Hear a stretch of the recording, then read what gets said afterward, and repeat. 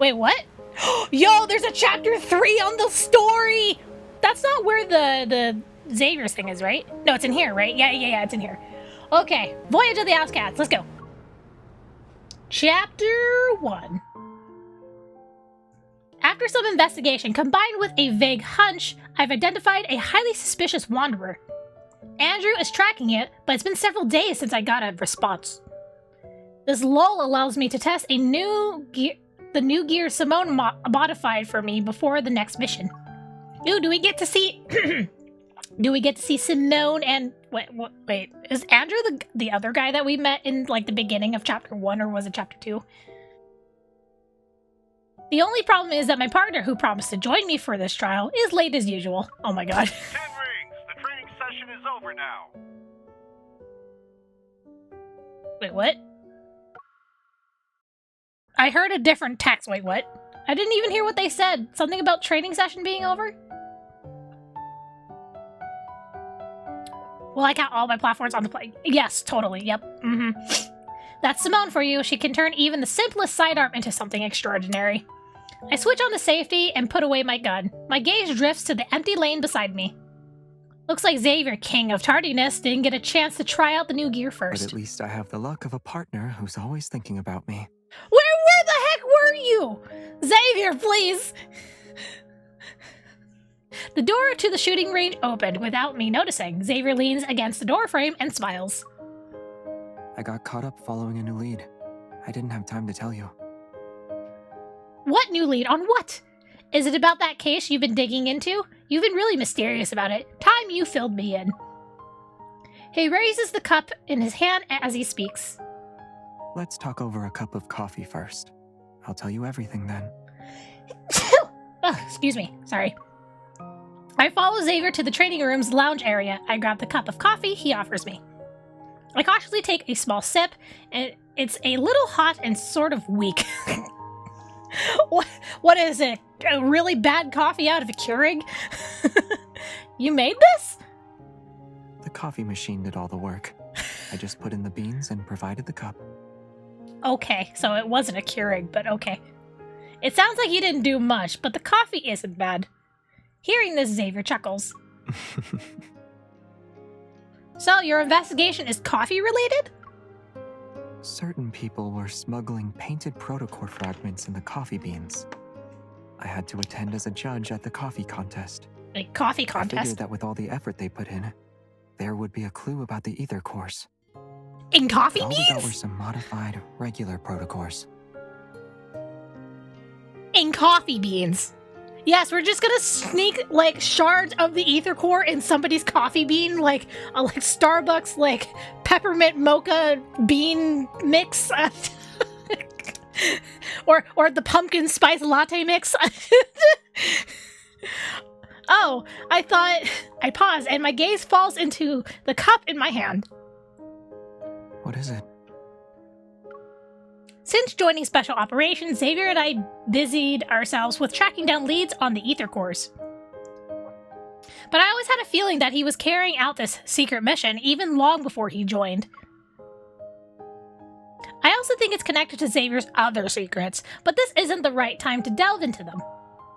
I hold myself back from saying I thought you'd know something related to the ether core's whereabouts. I thought you had more solid leads than Simone and I. Oh, I figured you'd ask something more probing. Like what? How so? As if reading my mind, Xavier gives me a chance to steer the direction of this conversation. But when Xavier lowers his head in response to my question, it almost seems like he's slightly upset. Isn't there anything you genuinely want to ask? Despite everything we've been through so far, I've never really pressed Xavier about his connection to the ether cores. In that case... How much do you know about the ether cores? Have you been tracking down ether cores before this? I'm gonna go with the second one. Have you been tracking down ether cores before this? Because of my circumstances, I need to keep walking down this path, but what about you? I'm in the same boat as you. Are you? Are you, Xavier? Maybe the only difference is that I knew what the future would entail before I chose this path. There's the lore And drop. that very future is why I must continue to forge ahead.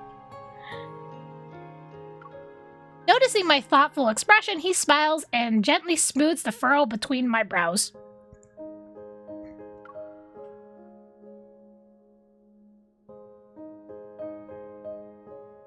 I know. You aren't satisfied with my answer. Oh no. But Nope. there are some truths you have to see and decide for yourself. Xavier's hunter's watch as well as mine beep at the same time as he finishes speaking.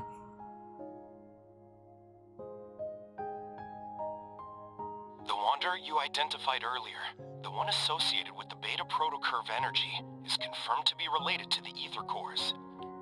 Man, what do I get to see Andrew in like as a Detailed model information has been synchronized with your device's and not a portrait? data log. Get ready to head out. Oh, hey, it's time to go. This wanderer will also be difficult to deal with. Should I ask Simone to assist you? Yes, do it. What? What? But I want Simone to join us. That won't be necessary, but my best mission partner is back. The call ends. I raise an eyebrow at Xavier. I should witness the truths and answers I'm after for myself. Wait. For myself. But that doesn't mean I have to do it alone. One last question. I'd like to know if my partner is willing to fight alongside me for this, and whether or not it's just for today.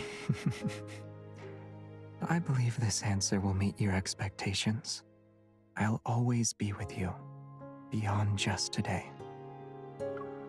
Beyond just today? Are you sure? Are you sure, Xavier? Also, really quick, I need to go get my Apple Pencil because I left it in the other room. Ugh, because... Ow. Using my hand, it's like floating to like tap my iPad screen, so it's like, again, it starts hurting after a bit, so I'll be right back. Sorry about that, chat. Just need to get my headphones back in. Beep.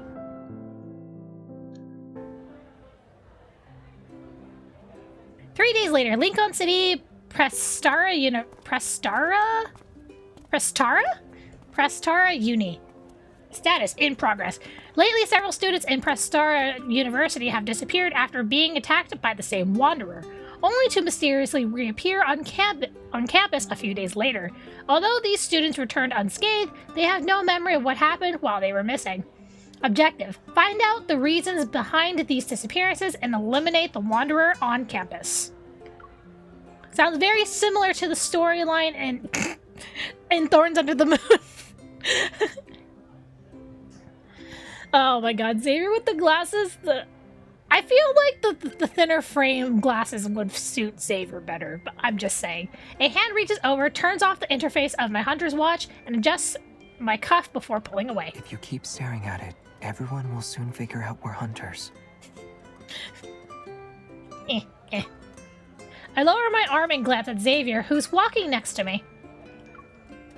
You're right, Xavier, my astronomy buddy. The warm autumn sun peeks out from behind leaves. It casts dappled light onto the corner of his mouth.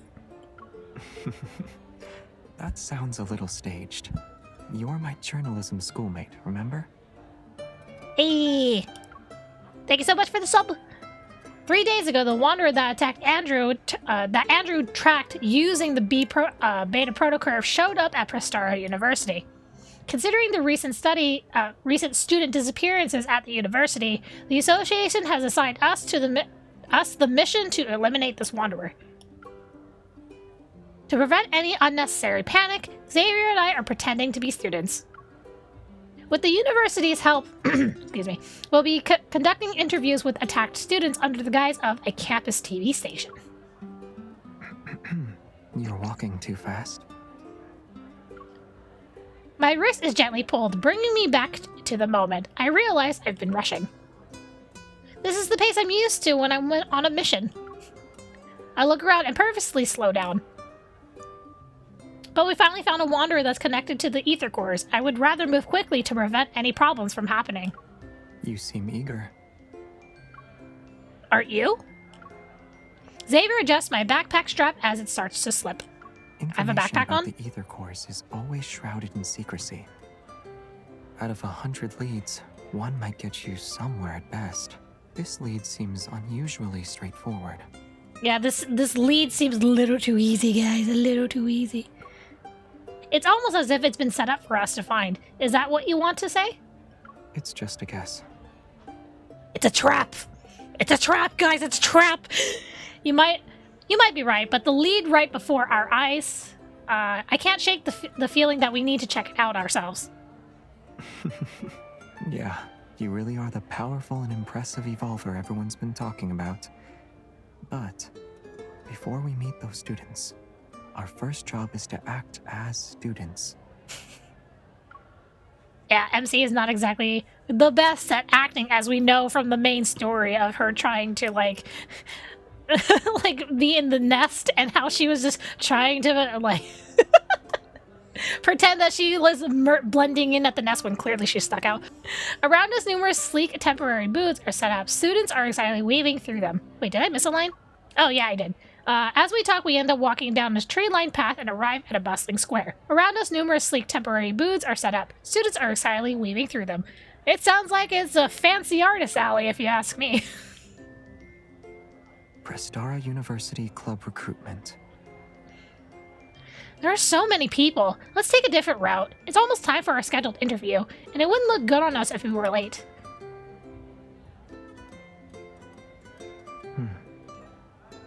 Yeah, it'll take a while.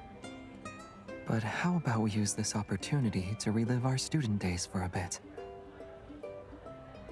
Relive the student days? How are we gonna do that? Xavier stares at me, then he fixes my hair and takes off his non-prescription glasses. I wonder, are the lenses fake, or is the ones where they don't have a lens? He puts them on my face. Wait, what? Why are you handing me the glasses? Don't you want to look smart? Much better. Does this make me look more like a student? It just looks nice. Hi, are you a freshman this year? Uh-oh. You seem perfect for the lead role in our film club's latest project. Are you interested? You know, I bet they just use that on every single, like, good-looking person they find that they think would be good for their club. Like, after they're done, she walks away and she sees another, like, handsome-looking guy. He's like, "Hey, you look good for our lead role." Like, marketing tactics. Join our club, please. While the club member looks down to find the registration form, a corner of Xavier's mouth slightly curls up.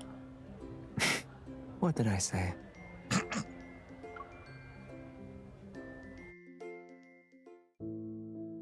I feel like Xavier was throwing his teammate under the bus, but this trick surprisingly works. Wait, what? He was throwing me under the bus? Did I miss that? By the time we arrive at the scheduled interview spot, I'm completely in student mode. Hello. I'm the student council's vice president. So, I was told you guys were hunters. Oh. Wait, so he's in the know.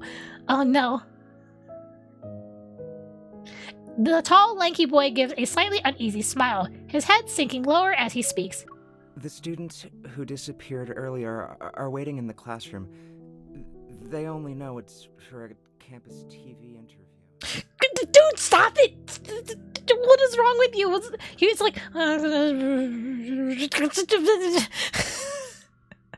Sorry, could you... Sorry, could you repeat what you just said? I mean, just keep the question simple and try not to scare anyone. After all, they've all had encounters with the Wanderer. Let's make sure we don't add to their trauma. No, we are all here for the trauma. That's why we are reading these branching stories this whole entire past few months. We are here for the trauma. Understood. We'll be careful. If you're here to avoid trauma in this game, you are in the wrong stream. Chapter 3.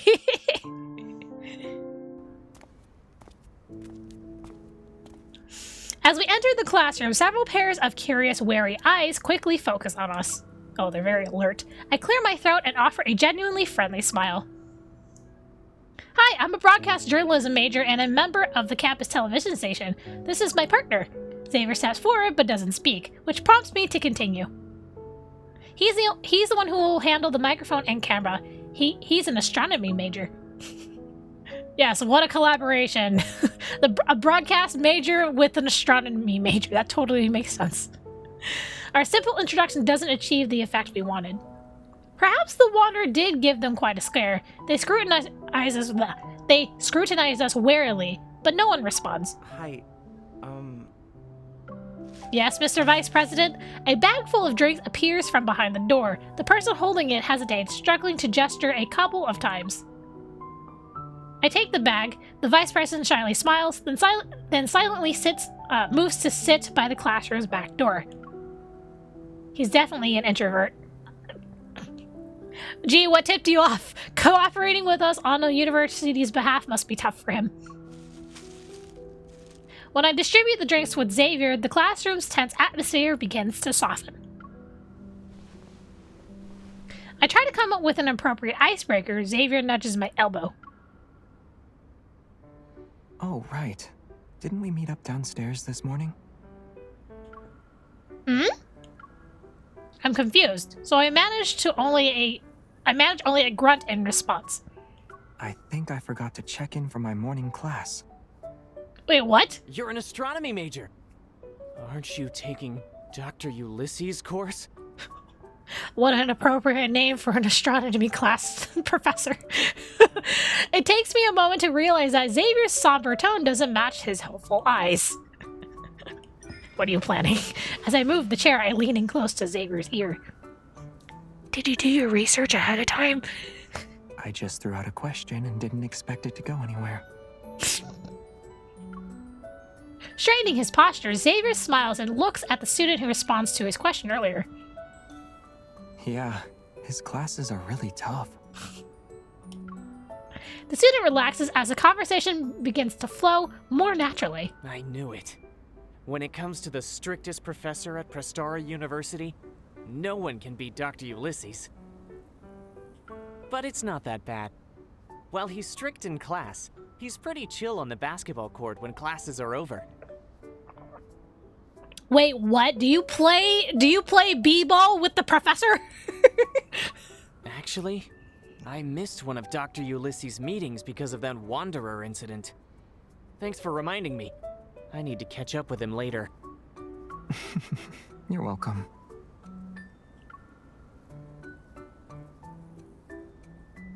What? Xavier adjusts his position and gives me a knowing look. How did he do that? That cannot not have been a coincidence. Come on. Xavier, I know you're smarter than that. Seeing Xavier's cue, I quietly switched on the recorder and casually threw out a question. Besides missing out on that meeting, can you tell us a bit more about what happened after that attack? You can say whatever you want. Don't worry, we won't disclose any personal information. The students exchange looks. They seem resolved to speak. Okay. I'll go first then.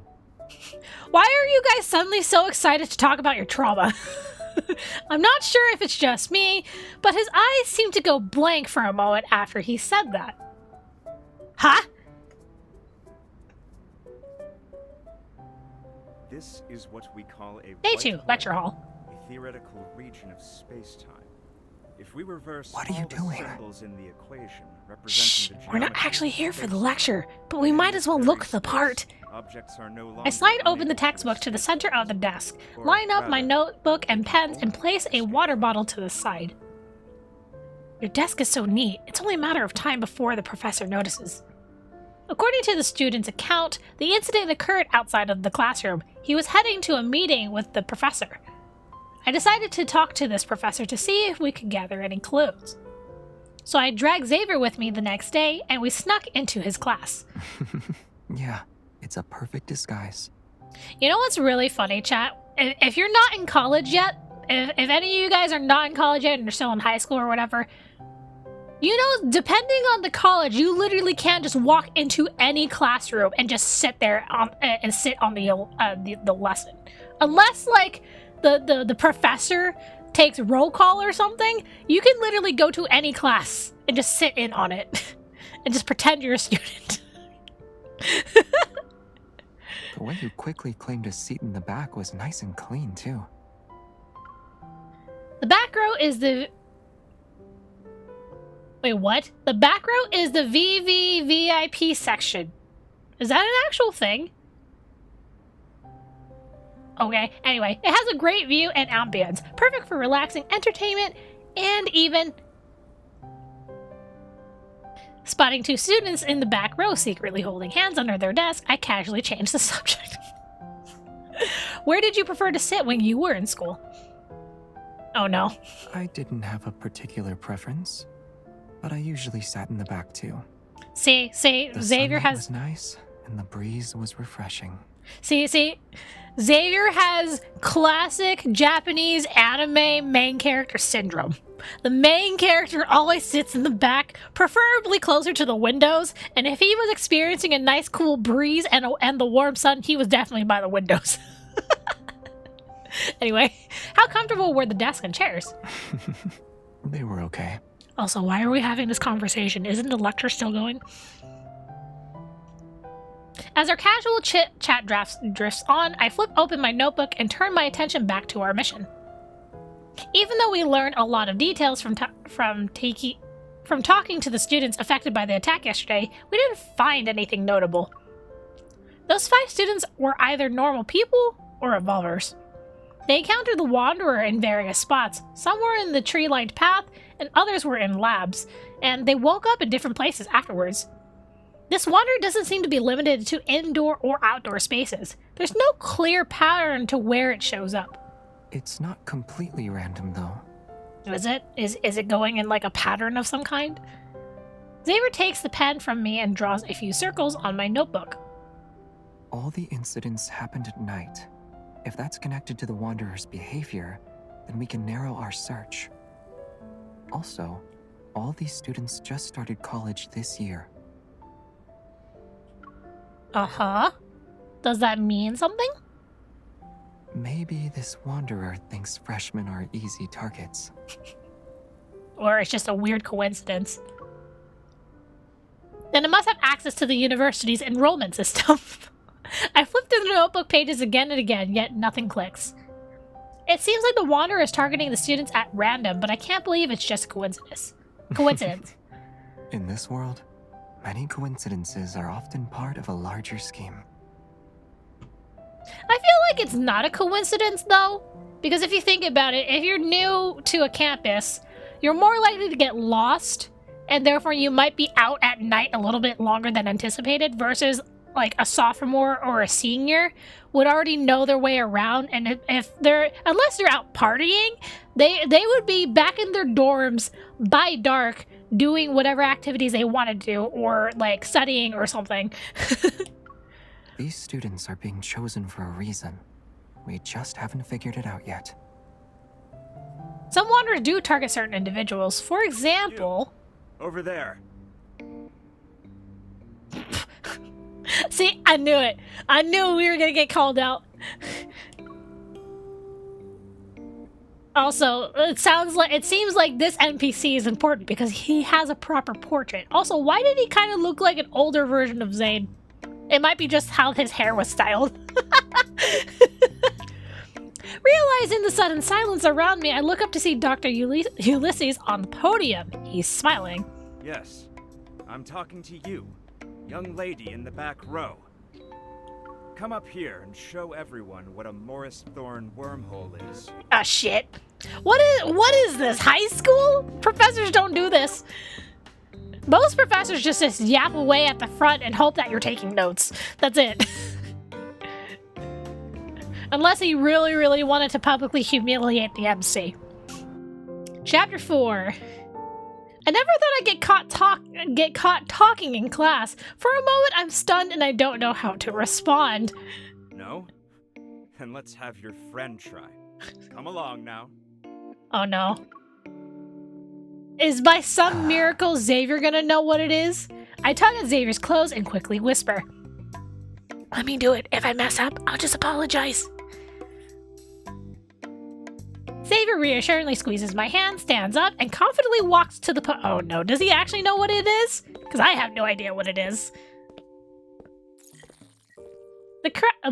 The classroom lights dim, and a holographic projection appears from his fingers. It forms the imagery of the universe. In theory, the Morris Thorn wormhole is a traversable wormhole.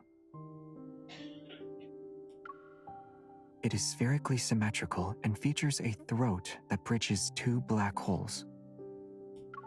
The throat is a finite spherical region containing negative energy density matter to counteract gravitational forces inside the wormhole. Bro, not gonna lie, this is the smartest I've heard Xavier sound in this game. What the heck? I'm used to all the smart remarks coming from Zane. As Xavier speaks in a measured tone, the stars shift under his touch to gradually form a wormhole model. The lights from distant planets flicker before us, and the silhouette seemingly stretches across light years. For a moment, I wonder, was Xavier like this back in college? Correct. The negative energy's repulsive gravitational properties keep the wormhole's throat open, allowing matter or signals to pass through. Hey, yo, what's up, Baron? Blah. Time travel becomes possible with this model. For example, the deep space tunnel above us might very well be a giant wormhole. I think it's been confirmed that technically it is a wormhole. The mysterious deep space signals could then make their way to our distant Earth. Perhaps certain materials, or even other forms of life, can find us through these cosmic channels. Is he impressed by Xavier's like little TED talk? I'm just wondering. Because he was definitely willing to like he was definitely willing to like embarrass MC, but then Xavier comes along like, no, actually, blah, blah, blah, blah. And even puts on a light show for the class. I snap back to reality. Xavier has crossed the starry expanse and now stands before me. He's within arm's reach once more. I'm curious. Were you really an astronomy graduate? Well, were you really an astronomy graduate? Who knows? I have too many diplomas at home. I need to check first. What? Too many? How do you have too many diplomas? Did you just enroll in college over and over and over again in different time periods? I am so confused. Anyway, how do you have so many diplomas? I thought you just took classes back in philo before traveling back in time, and then like after that time with Queen MC, you traveled back in time, and now you're here. Like, how long have you actually been hopping around colleges?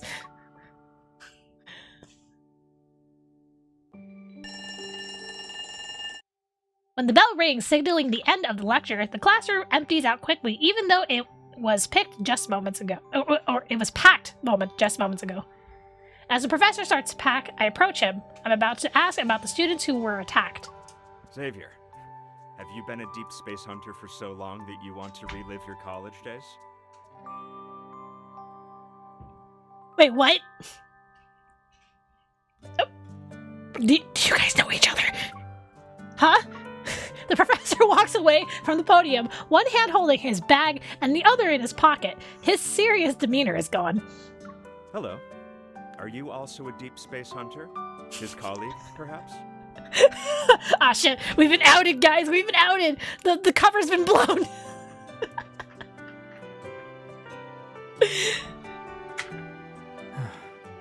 This is Ulysses. He's an old friend of mine. Now he works as an assistant professor. I was promoted to associate professor 2 years ago. Oh, okay, so they actually do know each other. Congratulations. Thank Thank you. you. He doesn't sound happy about it. Why did he not sound happy about it? First there was Jeremiah, a mysterious florist. Now it's a university physics professor. I'm once again shocked by how wait, physics professor? I thought he was like an astronomy professor or whatever. I'm once again shocked by how unpredictable Xavier's social circle is. Let's get back to business. You're not the type of person to visit without a reason. Did something happen at the university? I'm on a mission. Well, if you're involved, it can't be just any mission. Should I be expecting a major incident to take place? Looks like I'm not the only one who has a certain impression about Xavier. Wait, is that the same Ulysses in the first anecdote? Is it? It's been so long since I read the anecdotes for Xavier. Like, my gosh. I only read the third one, which is what this one was based on, is referencing to. God, it's so sad. Anyway, but this gives me a perfect opening to ask him about the Wanderer. Dr. Ulysses, we heard one of your students was attacked by a Wanderer and went missing for a few days. Were you in the area when this happened? Ulysses pauses for a moment before nodding. I was in the lab preparing for a meeting when I heard a scream outside the room, but I didn't find anything even after looking around. I later learned that a student had been attacked by a Wanderer. Fortunately, he wasn't seriously injured. Oh, that's good. It looks like Ulysses didn't see the Wanderer. I'm a little disappointed. Did the lab's flux stabilizer show any reaction? No. No reaction from the flux stabilizer. Immediately get to what Xavier is hinting at. If the flux stabilizer didn't react, then the Wanderer's metaflux fluctuation level must be below 50. There are only a few Wanderers capable of such stealth. Our search is narrowed considerably. It's also possible we're dealing with a modified Wanderer. A modified Wanderer? Oh, that's possible. As if reading my mind, Xavier reveals another observation. I nod. Got it. I'll ask Andrew to compare the protocurve data with the possible Wanderer profiles. Wait, I just remembered something. Oh, what did you remember? The flux stabilizer can't detect that level of metaflux. However, the research center's RMFMA might. RMFMA. Sorry, I see FMA. I can't help but think of Full Metal Alchemist. Anyway. RMFMA. It's like a tongue twister. The research center isn't even near here. It was moved to the campus earlier this year, so it's not that far away now. It should have captured the metaflux fluctuation and its dynamic range when the Wanderer appeared.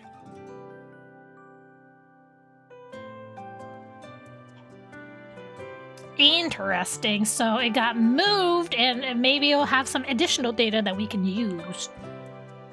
Then can we use that device for a bit? RMFMA. It stands for Reflective Metaflux Field Monitor and Analyzer. A flicker of doubt crosses my mind, but I push it aside for now. I wait for Ulysses to respond. Sure. As long as you have the clearance to operate it and access the system, you can use it. Clearance? It needs special clearance? But we don't quite fit those requirements. Huh? Xavier picks up my backpack and turns to Ulysses. Aren't you going to lead the way? What the heck? We're finding out more and more of Xavier's secrets. What is this man hiding? Does he have clearance?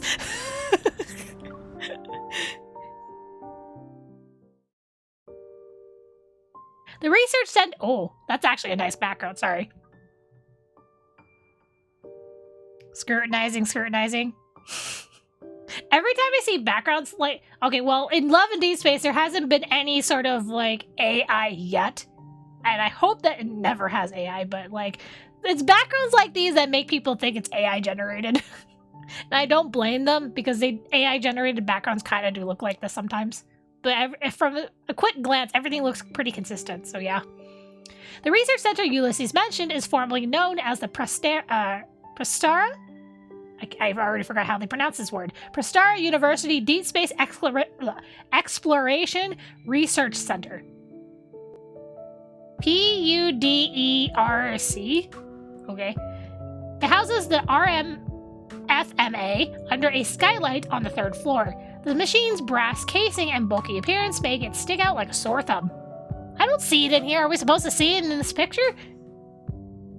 Yet the screen's flashing indicator lights and fast-moving images exude a sophisticated air.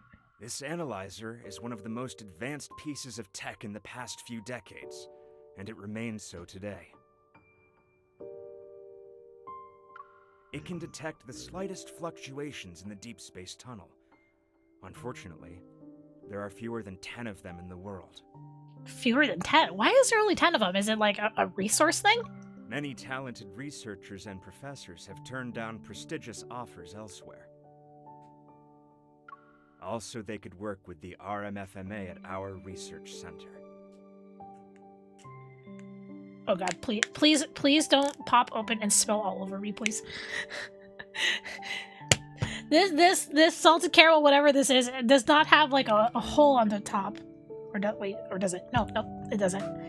Why is it filled up to the brim? Oh my god. Carefully. I don't want to spill this everywhere. Okay, good.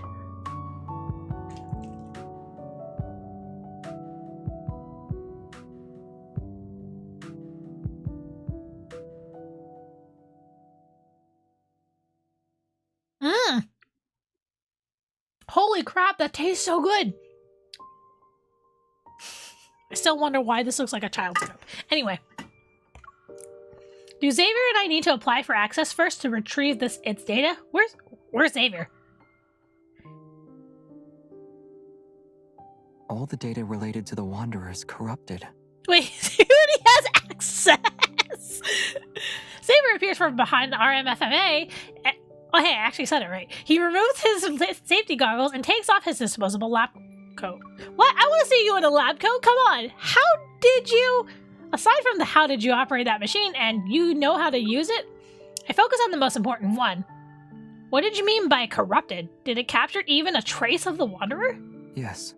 It showed that a Wanderer appeared on the university's campus in the past 2 weeks. But all the data has been tampered with. The It's an inside job. Also has many errors.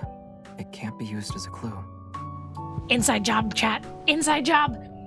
The hem and cuffs of his lab coat somehow get tangled together. Xavier frowns and pulls harder, but they're still stuck. Raise your hand a little more. As I help Xavier wriggle out of the lab coat, my mind races with questions.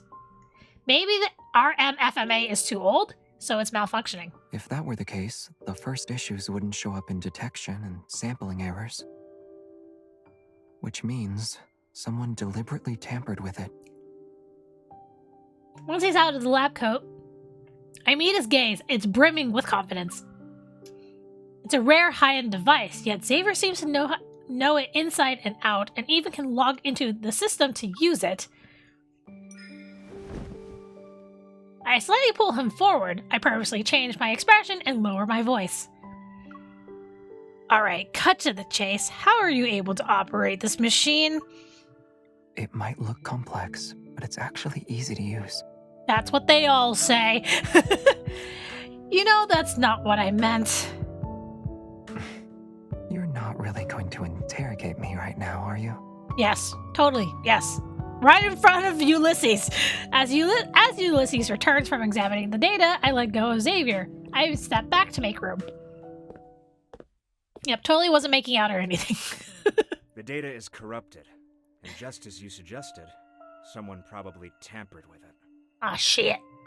However, the research center is a secure, newly built facility that few people can access. If we include me, only a handful of researchers work here. The last system login was recorded to be over a month ago. Wait, what? Over a month ago? Does that mean it was tampered with before the Wanderer showed up? But wait, huh? Has anyone else been in here the past 2 weeks? Ulysses thinks long and hard before finally giving a hesitant reply. Yes, but it's not anything suspicious. No. Say who it is! Doesn't matter if you think it's suspicious or not. There was a study event here for new students. Mm-hmm. Part of the event included a tour of our facilities. That was when we introduced them to this analyzer. The new students who started this year, could it be? Those 5 students who were attacked all enrolled this year. Xavier voices my thoughts. I take out my phone, check the school's office website, and quickly find the article about the study event. 5 students were selected. They are... Here, Xavier points to the 5 names displayed on the screen. all the students who encountered the Wanderer are listed. The study event, the tampered device, the elusive Wanderer, everything starts to connect. This isn't a coincidence, Xavier. Something's off about that study event. The Wanderer is targeting its participants. Indeed. He agrees, but he keeps his finger on the screen. I look again. Group leader, Soren, vice president of the student council. Is Mr. Introvert the mastermind? Hello. I'm the student council's vice president. So, I was told you guys were hunters. It's the same guy who helped us on behalf of this university, and the only one who wasn't attacked. He's definitely suspicious. There's only one way to find out. It's him! It's gotta be him, guys! Get him! Tackle him! Clothesline him! Sweep the legs! Xavier is the first to head out. After saying goodbye to Ulysses, I'm about to leave, but a glance at the wall makes me stop in my tracks. Instead of a certificate, there's an old framed group photo at the top. It's yellowed with age, and the faces in that photo are all a bit blurry. Yet the person who's on the edge... I look closer, and that indistinct figure suddenly comes into focus. It's Xavier. Quick, what's the year on the photo? No! Damn it. A yellowed photo on the wall and Xavier is clearly in it? What? Guys, unless... First of all, I don't know how much photography has developed in this game, but a yellowing photograph? That's OG technology, and photographs don't yellow that easily unless they're really, really old. And I mean really, really, really old. I know this because my mom used to work as a photographer, and she did like the OG way of like developing film and printing them out and putting them on like postcards and stuff like that. Like that kind of stuff is like how old that photo would have needed to be for it to start yellowing. Unless it was like a really bad quality like photo paper. So... Chapter 6. I sit on a bench near the basketball court. I watch the ball arc through the air and precisely hit the back rim of the hoop. It bounces back into Xavier's hand. It's hard to fully appreciate this rare sunset, something I haven't seen much since graduation. It won't be long until we meet Soren. Wait. What do you mean by rare sunset? Do you not see the sunset outside of your window? Like, or is it just the fact that you're in a college campus and appreciating a sunset and specifically a basketball court? I don't know. I unconsciously lower my head to look at my phone. It still has my chat with him.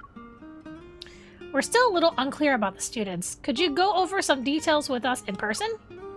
How about we meet up in 20 minutes at the lecture hall in the main teaching building? Sorry, I'm at the student union. There's a student council meeting right now. It won't end until at least 7 p.m. Oh, 7 p.m. Conveniently at night. It's okay. We'll wait for you downstairs at the student union. You've been quiet for a while. Huh? Really? Xavier stops moving and stands by the 3-point line. He gazes at me. I don't know where the 3-point line is. I'm assuming that's... We're meeting inside this building. Unless his evil lets him create wings so he can fly away, we'll definitely see him. Yeah, unless the 3-point line... Is the 3-point line on the basketball court like the furthest line away from the hoop? I don't remember. I look at the open door in front of the student union. Then I look at Xavier's calm face.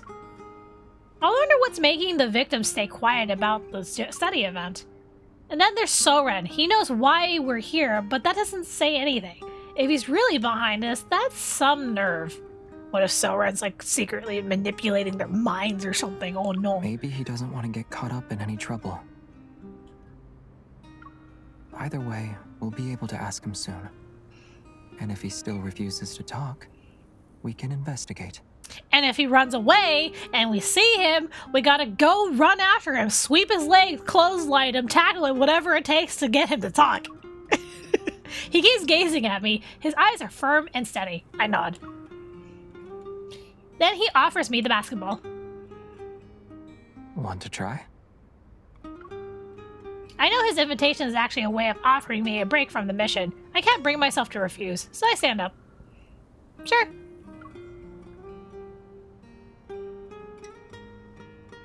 I don't know why, but I suddenly need like a piece of fan art of this scene in particular, but change out Xavier's clothes to be like basketball clothes with like a jersey and basketball shorts. Someone has got to draw that at some point. Someone's gotta. After a brief warm-up, I confidently aim the ball at the hoop. Before I can throw it, a sparrow just lands on the hoop. Interrupted by that, I turn to look at Xavier. What the heck, Nigel? If the Wanderer's appearance isn't a coincidence, then it just confirms our suspicion.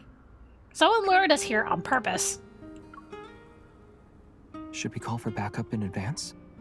Or are you implying there's a high chance the ether core is here? I'm going to guess the latter. The sparrow is attracted to the small bits of light and flies away. Xavier moves closer and supports my arm. That was a weird animation, okay. Aim it a bit higher. Good. Now throw. My accuracy is slightly off this time. The ball hits the backboard and rolls to my feet. I bend down to pick it up. Mine, can you not have intrusive thoughts right now? Anyway, maybe it's not as terrible as we think it is. It could be just a coincidence, and Soren is a dedicated vice president of the student council. He does seem to be a good, well-behaved student, sort of like you. Guys, it's always the quiet ones that are the most suspicious. Just saying. It's always the quiet ones. Xavier takes the ball from my hand and steps back to give me a demonstration. Perhaps it's because he looks like a good student that makes him the best at doing things behind the scenes. After all, people don't write their secrets on their faces. The calmer the water's surface, the easier it is to hide dangerous undercurrents. See? It's the quiet ones. It's the quiet ones. The ball leaves his hand and once again goes through the hoop with a precise shot. As it bounces back, I intercept it before it reaches him. So you want him more showing up? No, I'm just thinking he would probably look good in like an actual like basketball gear. That's all. Because out of all of the love interests, aside from Silas, because he does boxing, I feel like Xavier would probably be a good basketball player. Just saying. You always have a lot to say about other people, but what about you? Recalling the blurry yellowish photo from the research center, I move closer to Xavier. Maybe it's the backlight that causes flickering spots to appear in my vision. My consciousness falters for a moment. Xavier when I first saw him, Xavier in the no-hunt zone, Xavier in the research center, and Xavier playing basketball at sunset. They appear in front of me all at once. They line up gracefully and blend into the figure of the person before me. Me? What secrets are you hiding behind your calm face? From the distant past to the present, who are you really? Even though I'm so close to you, experience all these life and death situations with you, I still cannot seem to fully understand you. Huh? Xavier's puzzled gaze lingers on my face and suppresses the questions in my heart. The only thing I eventually say is, I was going to ask if you're truly a good student, or do you have some secrets? After thinking for a moment, he speaks in a calm tone. I'd say I'm a good student. I paid attention in class and always kept my eyes on the front of the classroom. That's how I kept ending up making eye contact with a classmate who frequently turned around during class.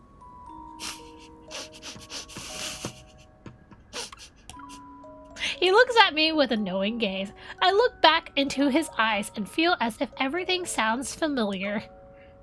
Maybe your classmate just wanted to check the clock at the back of the classroom. See how much time was left before class was over. Oh. You're asking if I have a hidden side to me like Soren? He responds with a question. Now it's my turn to think about my answer. Fortunately, Xavier doesn't seem to quite expect one from me. Instead, he slightly lowers his head, as if he's talking to himself. But the parts of me you think you know, and the parts you think you don't know, they make up who I am. All of me. Right here in front of you. The lore! Sag. We no longer pay attention to the basketball. The sound of it bouncing on the ground echoes in my ears. Wait, who's bouncing it? It isn't until I see Xavier's hand weave in front of me that I realize the lingering sound is my heartbeat. I think we have a new lead. That's what I thought. I was like, wait, am I still bouncing the basketball while having this conversation? I compose myself and look in the direction that Xavier is pointing in.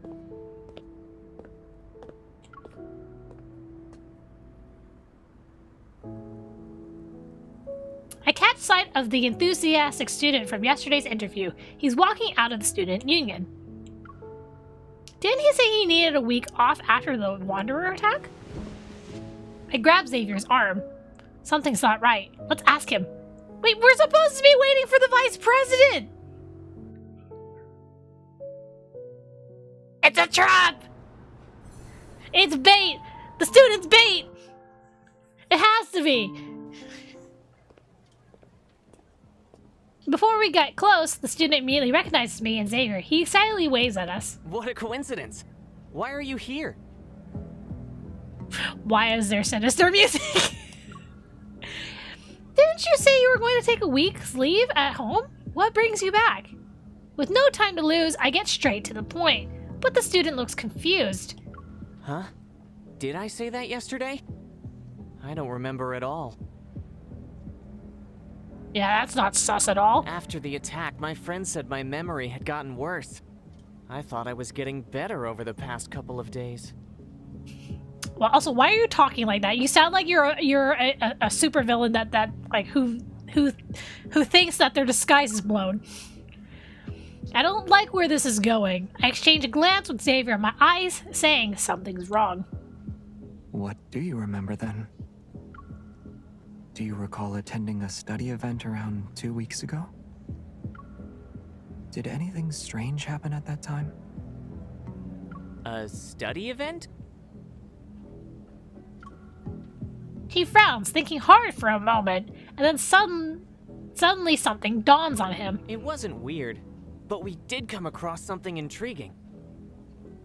Uh-huh. When we visited the Deepspace Exploration Research Center, there was this unique piece of equipment on the 3rd floor. Okay, so he does remember that. For a short while, I felt like I walked straight into a haunted house. What? Haunted house? He dramatically gestures, still looking a bit shaken. It looked exactly like that haunted house I'm always terrified of. I almost screamed. After the tour, others said they had the same feeling. That for a moment, they fell into a really scary place.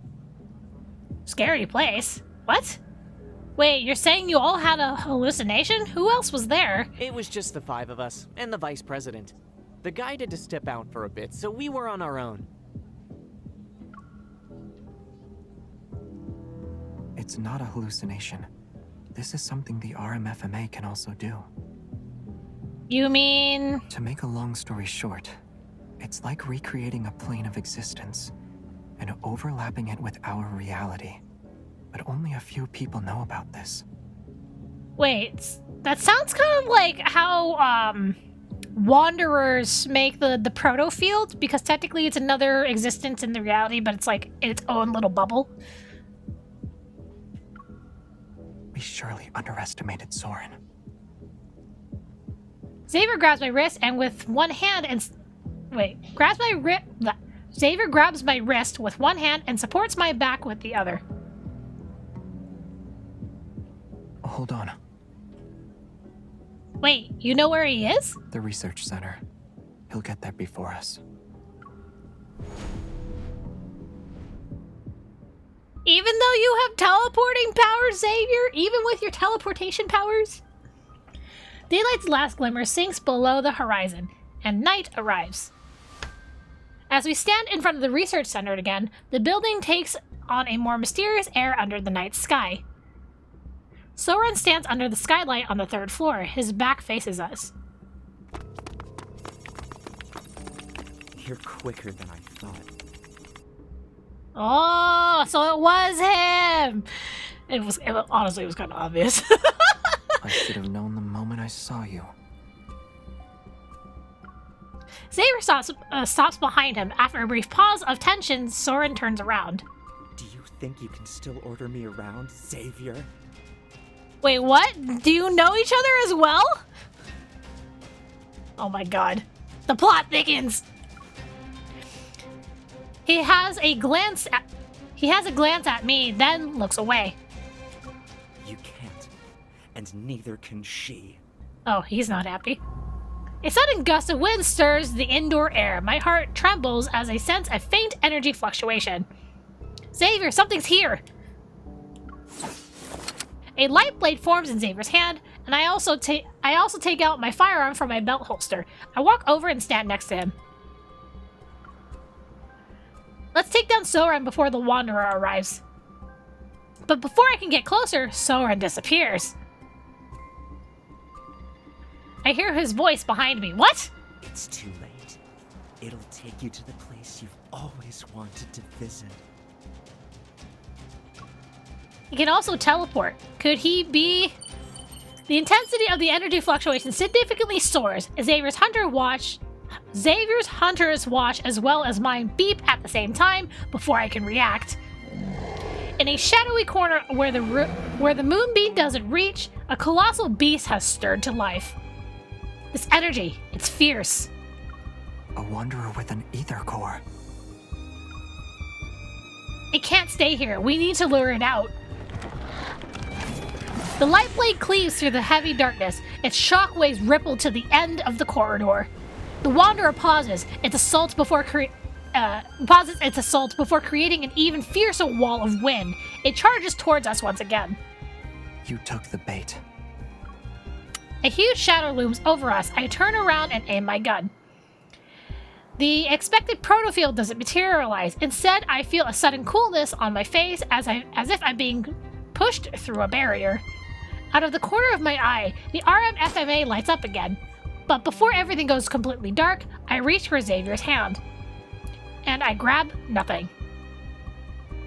Aw, shit! This feels like a similar situation to what happened in Thorns Under the Moon.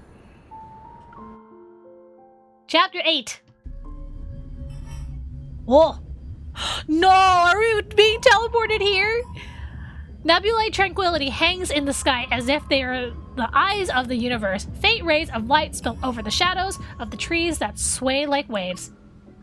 This feels like a protofield.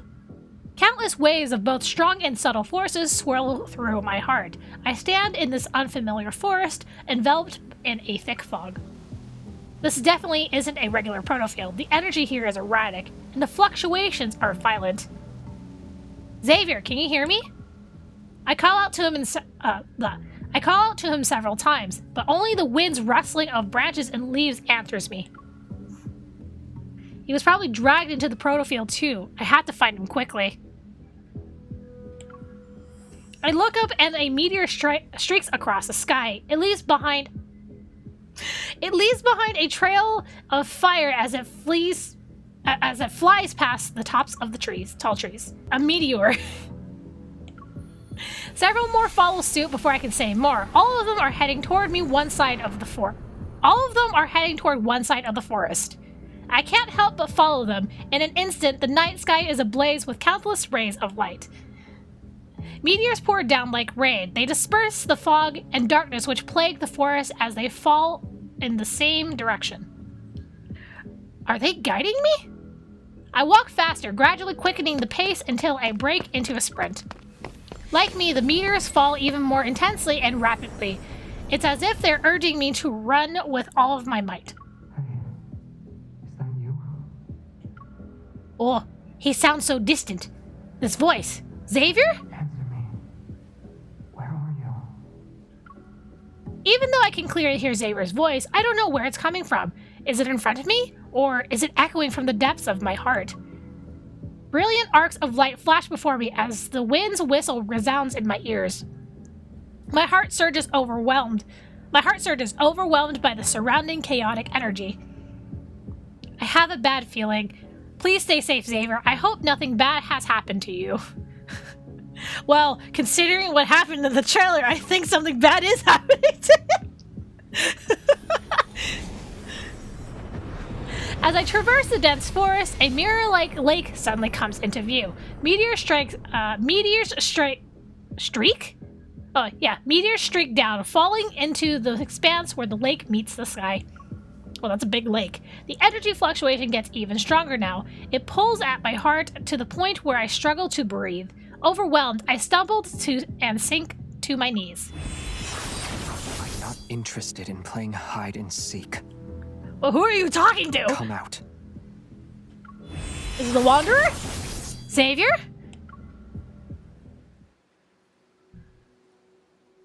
I practically look around and spot Xavier near the lake's shore. Another figure quickly appears in front of him. We're old friends at the end of the day, right? But you decided to greet me with a sword. That's cruel.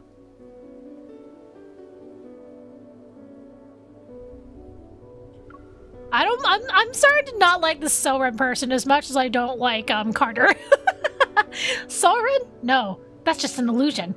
Soren adjusts his wait, he has glasses on? He clearly didn't have glasses on the portrait. Changed, even after all these years, you're still afraid of Starfall Forest. Wait, what did the last thing say? I totally tapped too quickly.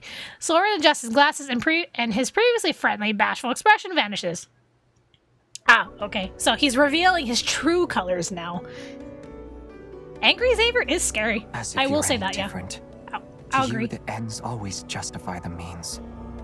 What are you trying to say? You have no right to criticize me!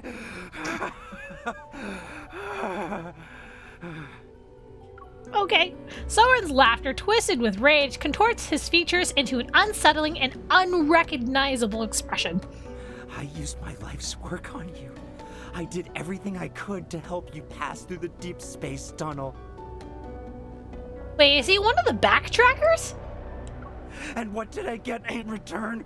I was abandoned, trampled on, and turned into an outcast in this time and space.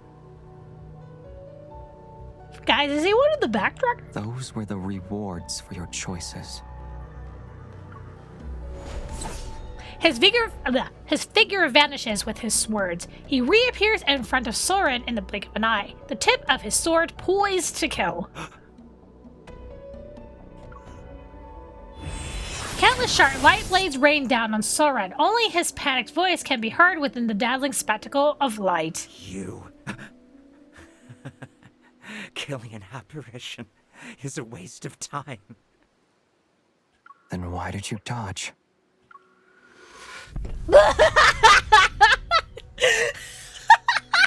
Damn, that clapback.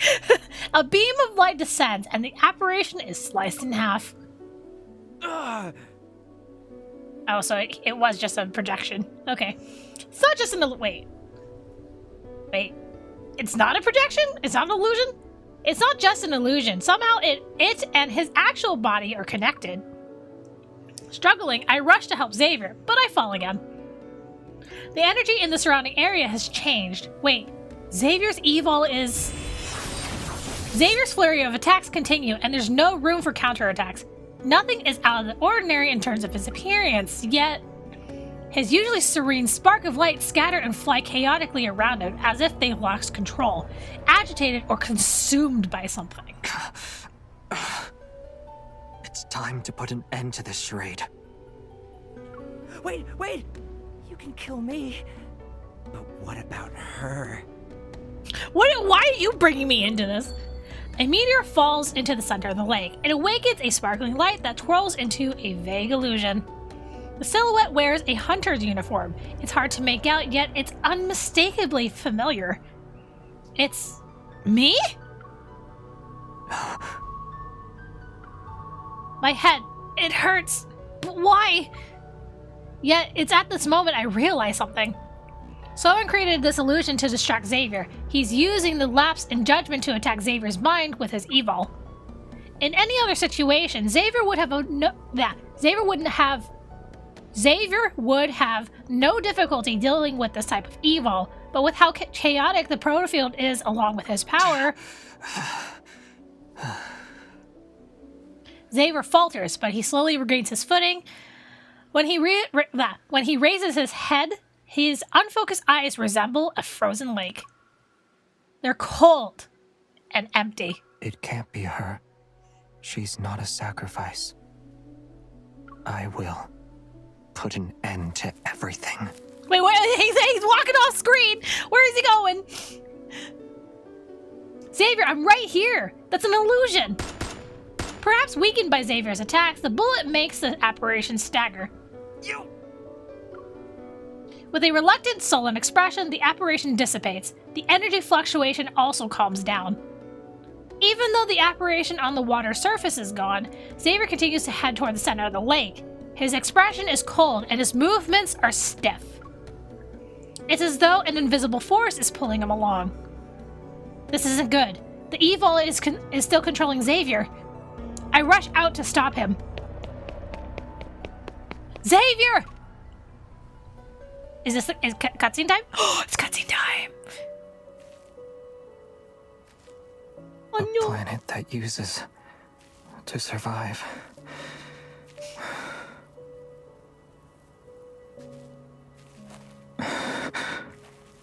Doesn't deserve to be saved. Yeah, please stop him. Come back to reality, Xavier. Don't lose yourself in the illusion. Look, I'm right here. Oh, the light that came back in his eyes. Or Oh. What's wrong? Are you hurt? you can't stay here. Run. Otherwise, you'll as well. His power is fading. Is this space trying to consume him? Oh, the timing on this is so much better than the others. Yep, time to resonate.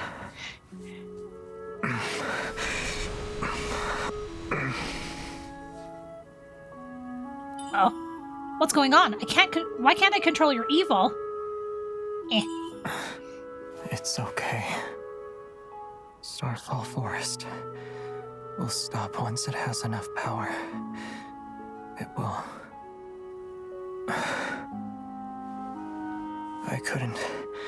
I didn't protect you before. At least, it chose me this time. Enough power, in that case. The Ether Core's power should satisfy it. Aw, shit. Damn. Don't cry, Chad. It's okay. He's fine. See?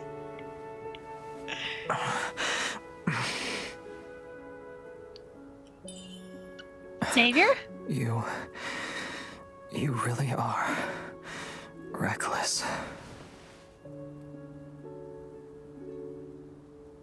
Bro.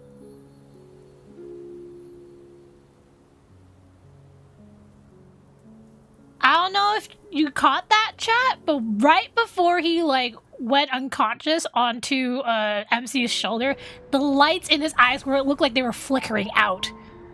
Oh my god, that's a great attention to detail. But oh my god, that was so sad. Oh my god. Why do they do this? the light coming back into his eyes, and then when he's like going unconscious, the lights are just flickering out in his eyes. Like, come on, that's so rude. It makes me think he's literally a human battery.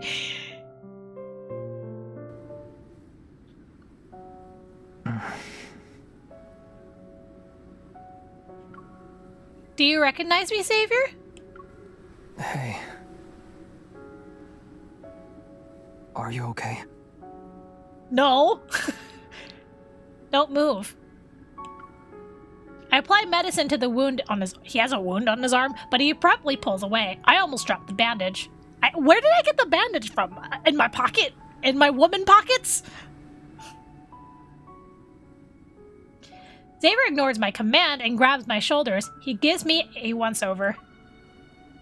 I'm fine. Don't tell me you're underestimating the power of an ether core. I underestimated you. An ether core's power isn't something anyone should mess with. If you use it carelessly, the protofield would have devoured you. What then?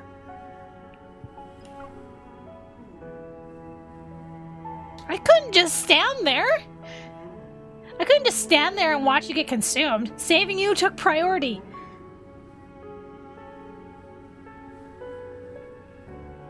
Sorry, I had to cough. You didn't answer the question. What will happen then? Oh my god. His hands grip my shoulders more tightly. I glance at Xavier's pursed lips and pat his tense arm. Xavier, are you mad? Eh. I'll admit, I was a little reckless, but wouldn't you have done the same thing if you were me? Don't be upset. It won't help you heal and... It won't help you heal and might affect your evil.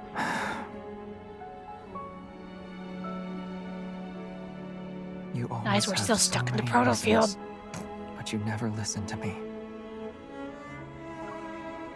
I will next time. I poke his face again and again until he reveals a helpless smile. He takes the bandage beside him, quickly wraps it around his arm a couple of times, and then stands up. The energy fluctuations around us have only temporarily subsided. They could spike again at any moment. And Soren is adding fuel to the fire. We need to get out of here before he makes his next move. While you were still unconscious, I used my evil to scout the area. This protofield does more than just devour power. I can't find its boundaries at all. It's like a space where if you shout, there won't be an echo. Don't worry. Let me guess, he already knew this. After getting his bearings, Xavier leads me deeper into the forest.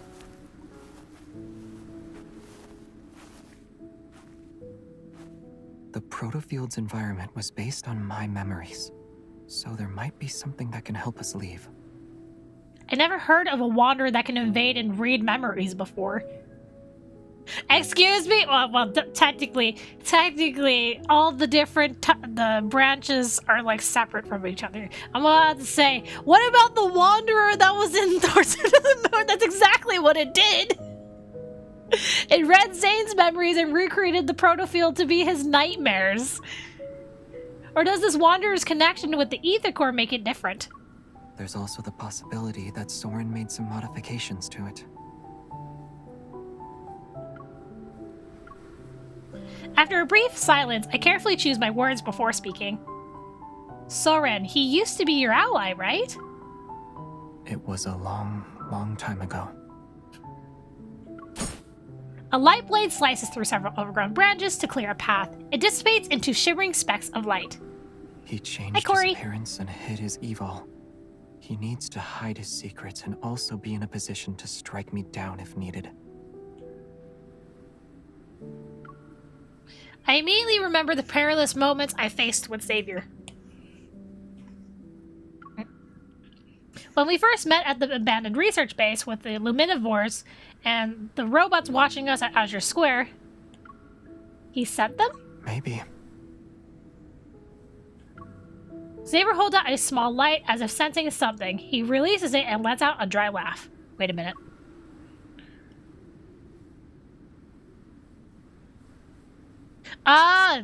She's talking about the chapter 1. When we actually first met Xavier in Evergroup's abandoned research base. That's right.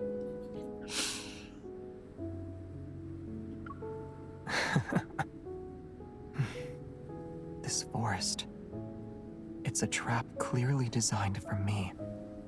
This can only be his doing. Yep. Sounds familiar. He really seems to know you well, but he also hates you. Recalling the conversation I heard, I hesitate for a second. Did something happen in this forest? Is that why you're afraid of it? Moonlight gently falls, softening Xavier's features into a blur. Then I hear his voice again. Rather than what's already happened, I'm more afraid of what might come in the future. But right now, you terrify me the most. You used the power of the ether core this time. I'm worried about what you'll do next. Oh no. What I've done can't be compared to your actions. Why don't you tell me what you did in the past?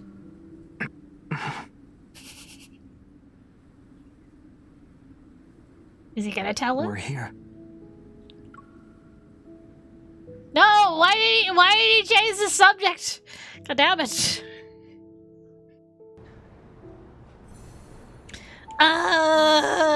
Xavier! You and your secrets! You and your secrets! Ah! Wait, it's a spaceship, right? The Traceback 2? Following his gaze, I see a massive spaceship hidden behind the towering trays. Unlike the wreckage I saw in No Hunt Zone 42, this one is more intact with far more sophisticated engineering. Inside are various unfamiliar devices that are set up to form a makeshift command center. It's surrounded by papers lying scattered all over the place. You really are here. What? You led me here. Why wouldn't I be? You're not planning to use this spaceship to take us out of this proto-field, right? It can break through even the most chaotic gravitational energy flux. A proto-field might not stand a chance against it. But I thought this was created from his memories. Huh?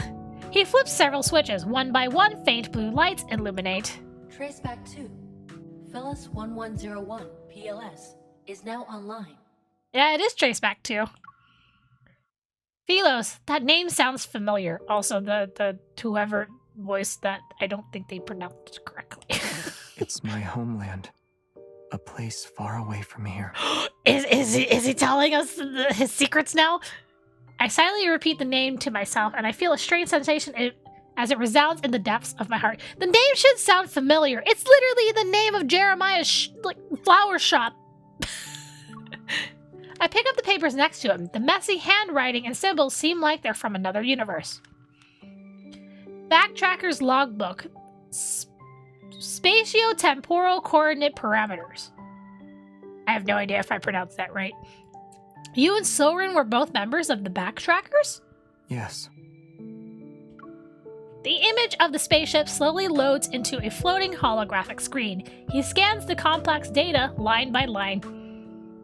Even though we called it a small group, there were quite a lot of us at one point. At one point. But after all this time, only a few of us remain. Basic spaceship inspection complete.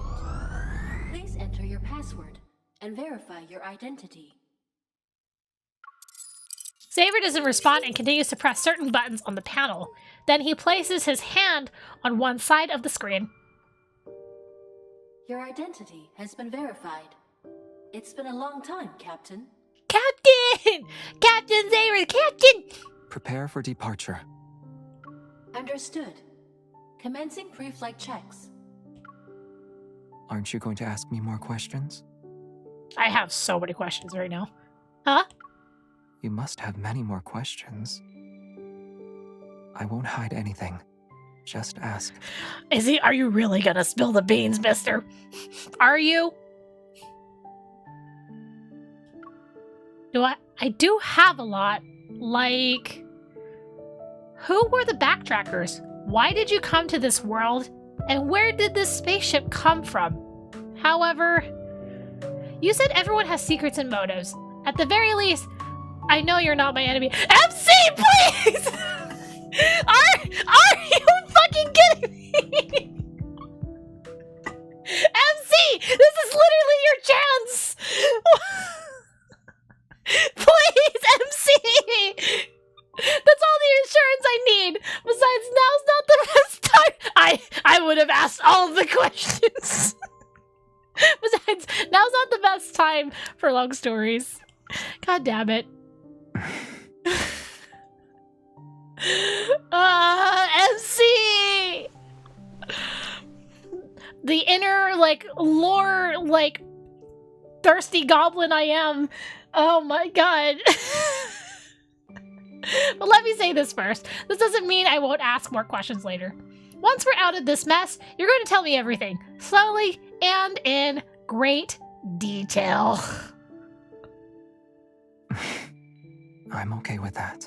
Okay, at least he agrees to that. Okay, I was about to say, if Xavier, like, decides, like, okay, we're out of the proto field, I won't answer any more questions anymore, I would have clotheslined him myself. Like, bro. Satisfied, I nod. When I step back, my hand accidentally flips a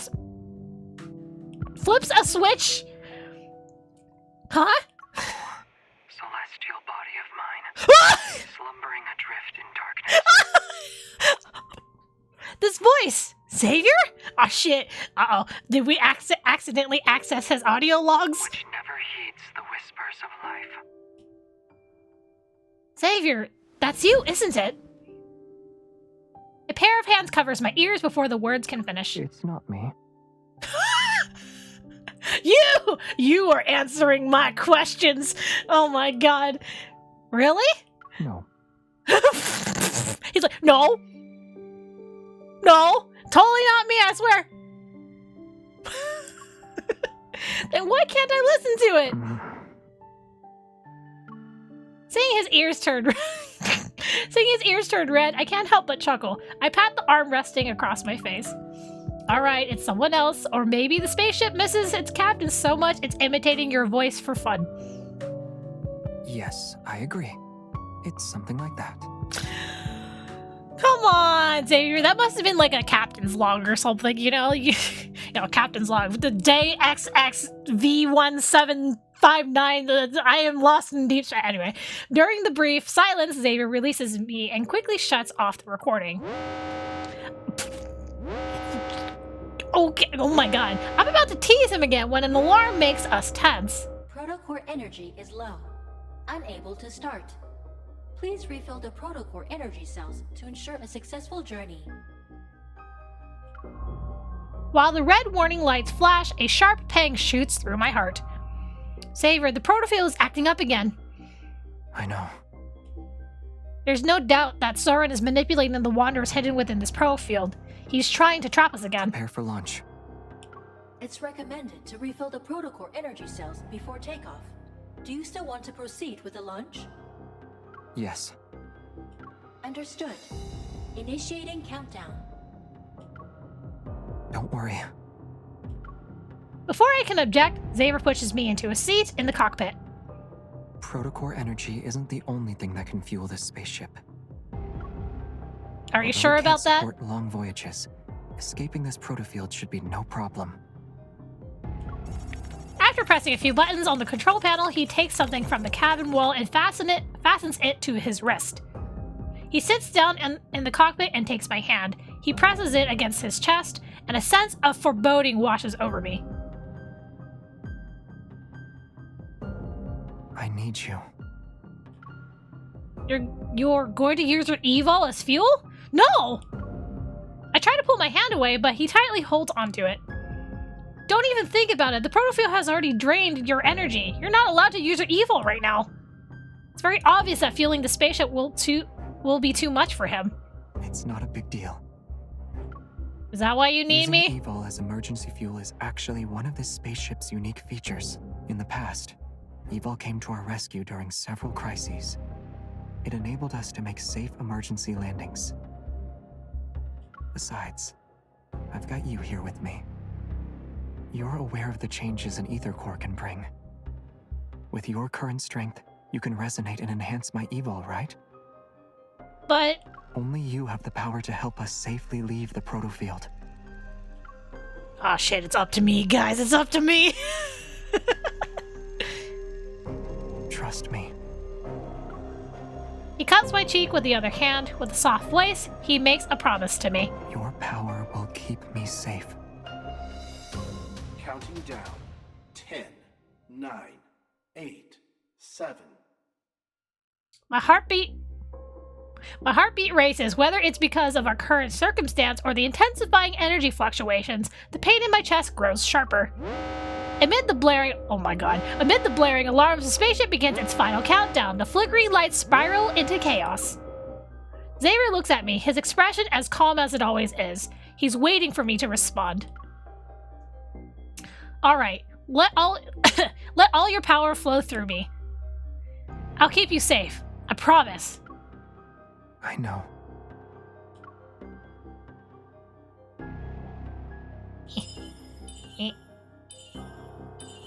Get stupid Apple Pencil.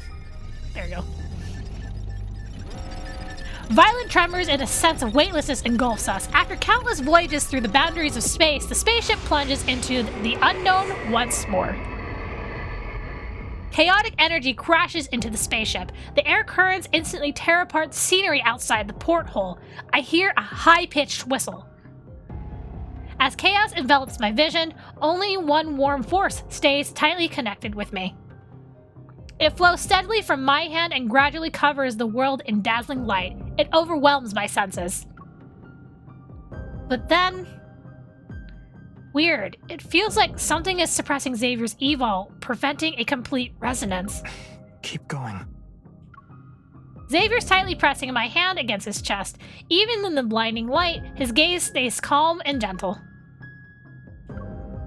I grit my teeth and forge that power into a sharp blade. Slowly but surely, it cuts through the invisible barrier along with the spaceship. Space itself is ripped open, which creates tremendous energy fluctuations and tremors. In the distance, a massive shadow looms. At last, we forced it to show its true form. Get ready. It's time to deal the finishing blow. Ah yes, and of course we have to have the fight.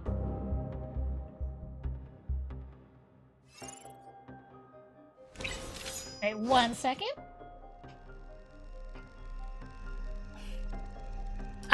Level 15? This is insulting. Bop.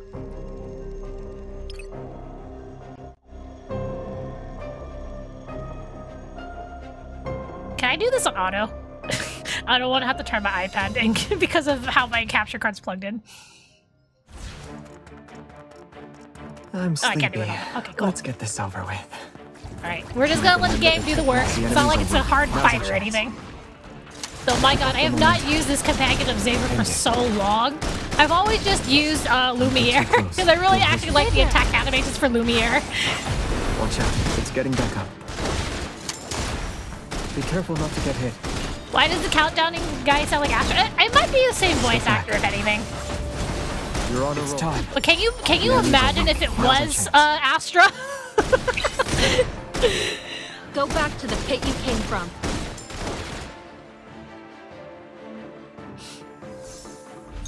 Wait, it's the deer thing? They're making us fight the deer thing? Do you remember the techniques from our swordsmanship class? Of course. Time to test them out. Be careful not to get hit. Oh my god. Xavier. I'm here. Are you okay? It would terrify me if he sees everywhere. I mean, Astra is like literally it seems like the game's equivalent of God. So I would not be surprised if it was Astra. Time to end it.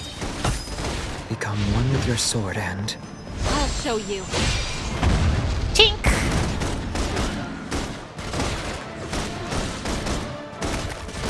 Do you remember the techniques? The enemies are weak. Now's our chance. Yeah, it should be going down in just a couple seconds here. It was easier than I Yay! expected. Hell yeah, We let's still go. have plenty of time. Do you Victory! want to walk around? Yeah, diamonds!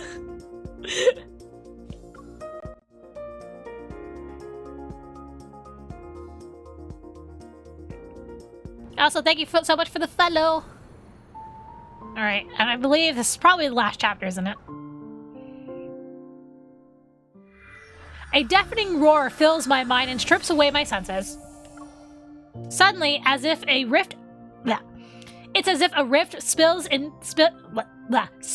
the space. It ushers us into a burst of gentle light and fresh air. After several long seconds, the discomfort fades. I slowly open my eyes. Everything comes into focus, and there it is. The RMFMA, standing serenely just a couple of meters away. We're back in the research center. My senses return to my body. I scramble to my feet and frantically search for Xavier. You're struggling to find me, huh?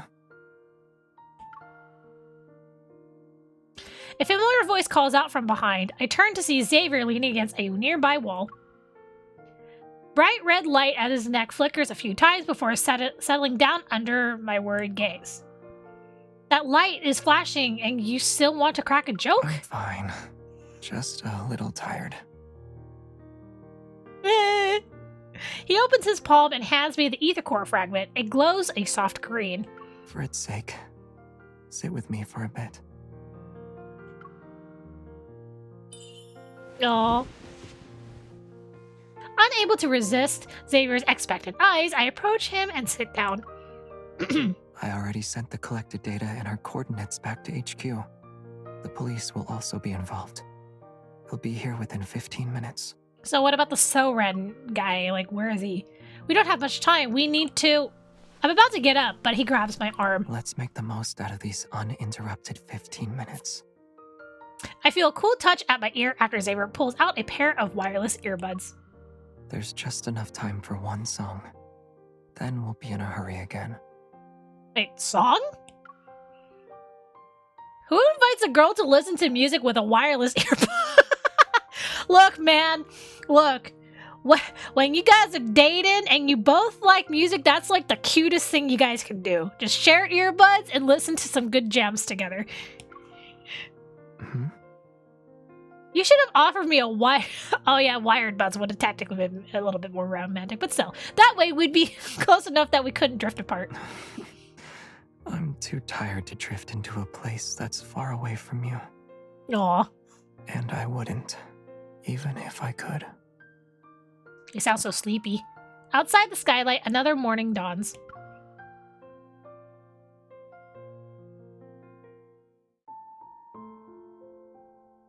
As Xavier expected, updating the intel and what happened on campus is as tough as tracking down the Wanderer. After leaving Prestara University, Xavier unsurprisingly retreats to his bedroom. Meanwhile, I return to the association with the Aether Core fragment. After a brief mission report, Captain Jenna warns me about our recklessness, but also commends us for successfully completing the mission. With the order to return home and rest, I time my visit to line up with Xavier's recharging period. I bring supplies to the 6th floor. After several rings, Xavier finally opens the door, his hair all tousled. You're finally back. You look like you just woke up. Why are you speaking as if you've been waiting for a while? Well, you just saw me. How can you tell I haven't been waiting long? He effortlessly reaches behind me and takes the plastic bag. It felt like forever. Wait, did he stay up? You're supposed to go to sleep. Excuse me. I slip on my slippers and head to the living room. Xavier is already intently unpacking the bag full of food next to the coffee. Oh my god, that's cute. She has her own slippers in his apartment. What if they're like dedicated slippers? Oh my god. He pulls out 2 food boxes from the plastic bag and removes their packaging. Is this from that store downstairs at the association? You went back there? What are we watching today? We are going through Xavier's branching story. We're actually at the end of it. You need to recharge, so someone had to return that ether core fragment, right? Right. Thanks, partner. Why do you not sound happy about that? Or were you stuffing your face? Oh, Captain Jenna wanted me to relay a message to you. What is it? With mashed potatoes still in his mouth. Oh, he was eating. Okay. With mashed potatoes still in his mouth, Xavier looks up while the spoon is held between his lips. It's a warning. She said if you deliberately put her team member in danger again, she won't let you off the hook. Got it. I'll remind her about settling the other 5 verbal warnings she gave me. 5 verbal warnings! So this isn't the first time. Fuck's sake, Xavier, please! In that brief silence, Xavier lowers his gaze and eats his mashed potatoes 1 spoonful at a time. Did Prestara University say anything? Surveillance and witness protection are ongoing, but we still haven't found So he disappeared. Soren disappeared. If we haven't found him by now, chances are we never will. Bruh. He casually talks about it, but his words carry a mixture of indiscernible emotions. I decided not to dwell on it. You don't know where he's gone either? Nope. As I reflect upon everything, the vague, tangled clues pile up and cast a large shadow behind the clear image of Soren. Getting out of this precarious situation unscathed isn't something he could accomplish on his own. Only a few groups could pull that off. Who's supporting him? After finishing a box of mashed potatoes, he ate the whole box? That's a lot of mashed potatoes. Well, it's one of those to-go things. Anyway, Xavier retrieves a stack of documents in a sealed bag from under the coffee table. Inside the sealed bag is a tiny button-sized device. I can't help but pick it up. What is this? Ulysses found it at the research center. He urgently sent it over. Initial tests show it has a radio frequency chip that can resonate with metaflux fluctuations. So this little thing is the culprit behind RMFMA's malfunction and even the tool Soren used to lure in the Wanderer? Yes. Let me guess, guys. Say it with me. Is it Evergroup? The room falls silent again. I follow the train of my thoughts and speak up. Can you also use that device to recreate a plane of existence and overlap it with reality? You mentioned earlier that this is something only your people know about. That's right. But you know I don't like illusion stuff. Xavier calmly says, I nod, and put the sealed bag back on the table. Who can help him make that? Xavier doesn't respond immediately. Instead, he pushes the stack of documents towards me. Here's the latest analysis and theories based on what we know. It includes a list of groups with similar tech. Go through it, and you'll come to your own conclusions. As always, Xavier doesn't explain. Of course he doesn't! He's like my dad. I don't know about your guys' parents, but whenever I had a question and I asked my dad was always like, go find the answer on your own. I'm like, but Dad, I just want you to tell me. It's as if he's already at the finish line with the answers. He's quietly waiting to see if I'll join him or choose a different path. However, I'm not content with following his lead this time. I place my hand over his and stop the documents. He's pushing toward me in their tracks. I'll read these later. Xavier, I'd rather trust what you have to say right now. After a brief pause, Xavier purses his lips and finally meets my intense gaze. It's Ever. I knew it! Who else knew it? Is anyone surprised by this point? Ever. Some of the backtrackers are also involved. They know everything you know, and they had their eyes on you for some time, right? Yes. That makes them our common enemy, then.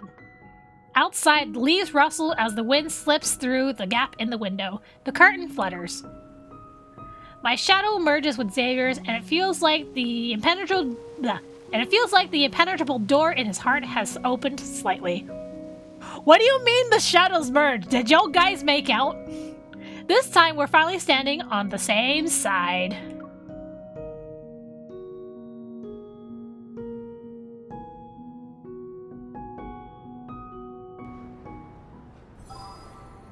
And that's it! That is Voyage of the Outcast. Yeah, I know, right? It's so surprising that it was Ever! Yo! Sarcasm, guys, sarcasm. Of course it was Ever. There's also a third chapter, guys, which we will go through right now. Onward again. Hey, Hey, we're back at HQ. Let's go. After several ether core fragments were retrieved, Special Operations shifted its focus onto Ever. Their involvement in every recent ether core incident was far too frequent to be a mere coincidence. This business conglomerate, which started in the biotech industry, isn't as clean as it appears at first glance. Our positions aside, Ever's technological advancements are pretty impressive. Simone sits next to me, slipping some ice cream into her mouth as she jabs the computer screen in front of me. At this moment, Ever's biannual product launch is about to be broadcast worldwide. They can achieve things proficiently with machines, when people with Evolve couldn't. Machines? Andrew's voice comes from behind a row of translucent displays. Based on what I can tell, it's not possible for them to make consecutive technological breakthroughs in such a short period of time. Why is your voice so quiet? The frequency in ways Wanderers have been appearing these past few months continue to steadily increase. During the broadcast, the spokesperson holds up a device that's about the size of a bottle cap. We'd like to introduce to you our newly designed portable flux stabilizer. Portable flux stabilizer? It can regulate the frequency of surrounding metaflux fluctuations, thereby stabilizing the protofield and reducing the likelihood of Wanderer materialization. Is it, guys? Do you think it's the same size as the little Apple trackers? I forgot what they're called.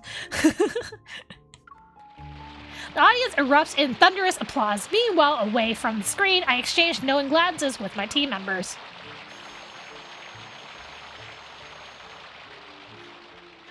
Oh my god, the options. They are doing this out of the kindness of their hearts. Ha, we might as well start planning our early retirement party. Yeah, the second option sounds funnier. Yeah. If they start putting things up on every corner like streetlights, will there be a need for Deepspace hunters? Should that happen, we might as well start planning our early retirement party. Simone frowns at the screen. This is nothing but a blatant provocation. We barely had time to suspect something was off before they brought out this product launch. Should have worked faster. Yeah, they're being brazen about it too. It's like they're daring us to keep investigating with what we know so far. That's unlikely to happen. Wait, Jenna? As soon as Simone and I hear Captain Jenna's voice coming from the entrance, we stand up behind the screens. Andrew nods at Jenna. Captain. The fact that they're hosting a high-profile product launch means they've already covered their tracks. They wouldn't take this risk if there were a possibility of us finding incriminating evidence.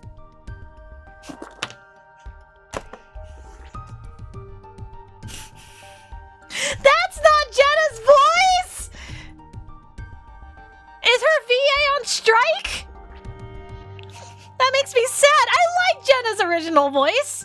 Maybe this is temporary, guys. Oh my god, because there's so many voice actors on strike right now in unions. Oh my god. No!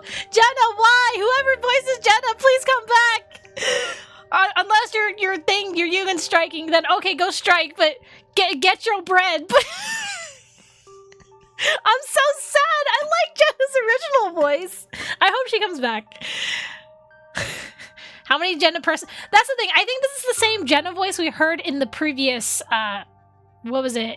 What was it in, Raphael's branching story? No, it was in Thorns of the Moon, wasn't it? When was the last time we heard Jenna? It was in one of the other branching stories. I know that for sure. Maybe she's sick? No, I don't think so. There is like a voice actor, English voice actor riot going on right now, and this affects several different studios and I guess agencies. So I would not be surprised if Jenna's original voice actress is also a part of the strike. But that makes me a little sad because I really liked her voice. I really liked that voice. So hopefully, maybe they'll do what they did with Genshin and just redub it later. I don't know. We'll see. Anyway, Jenna walks over to the command desk and places a thick folder on it. The three of us gather around her. The analysis report for the previous fragments has just come out. Let's take a look. She taps the command desk twice, and an irregular spherical structure appears before us. Ether core. They're from the same ether core. Based on its characteristics, we're officially naming it Spatium Core. Spatium core? Okay, so the fragments that we've been getting through... Wait, is this 3 fragments? Are these the same fragments that we've been getting through each branching story? I don't remember them all being green. I could have sworn they were different colors, but unless they were all green. I honestly don't remember. Honestly. A spatium core that can manipulate space. I know of at least 3 different ether cores now. As more ether cores appear, it's only a matter of time before the public becomes aware of this extraordinary energy source. It's just that the fragments of the Spatium Core are held together by some kind of gravitational pull. Huh? They weren't just fragmented naturally? She pointed at the center of the several fragments. Right here. One fragment is missing. Huh? Jenna leans forward, looking at us again. Special Operations' next objective is clear. We must recover this crucial ether core fragment before further complications arise.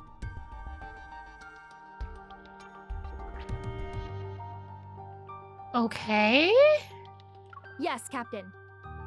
Wait, so are we gonna get a Xylus branching story then? Oh, right. There's something you need to know.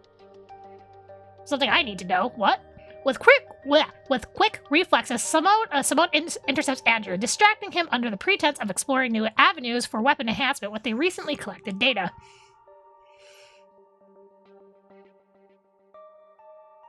Huh? Is that it?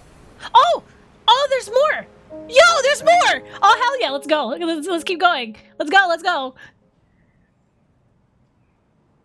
When only we remain in the meeting room, Jenna pauses before activating her watch. There's more. I couldn't talk about it during the meeting. But it's something you need to know. Okay. A message is transmitted to my watch at her gesture. The words "Ever Secret Investigation Report" float in front of me. A line in there involves what happened at your house that day. Wait, the explosion in Bloomstar District? Anyway, where Grandma went kaboom and so did Caleb? I sent it to your hunter's watch. Sorry, if you're watching the stream and you did not know that already, I'm sorry. You are late. Anyway. Send you your hunter's watch, you can read. Okay. Understood. Whoa. Thick clouds swallow up the remaining patches of sky. It's dark now, and the wind sweeps away the last remnants of the sunset. All that remains is a bleak white. The weather forecast said there will be heavy rain. At some point, the streets have become quiet. It's as if people sense the approaching storm and are now hiding. I can see the lightning in the distance as it flashes under a cloud. Thunder roars closer again. I should go home. As I'm about to move, a sound presses against my heart like a string, sending a shiver down my spine.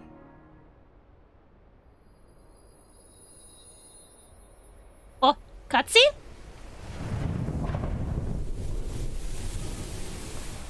Whoa, what's going on? Again? Oh, it's the eye thing! Wait, that looks different. My heart responds to that eye. The world around me fades, but the call I hear becomes clear. It's behind that, somewhere in the distance, lies the power of Ether Core.